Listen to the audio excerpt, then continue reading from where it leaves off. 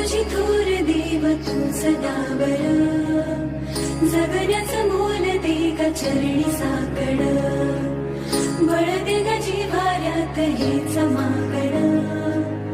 जगण्याचं मोल दे ग चरणी साकड ये साकड घाली तो गाभाऱ्यात माथा आभाळावरून राहू दे र कृपा नमन तुझे मी करीतो र देवा भरून झरू दे तुझी चर कृपा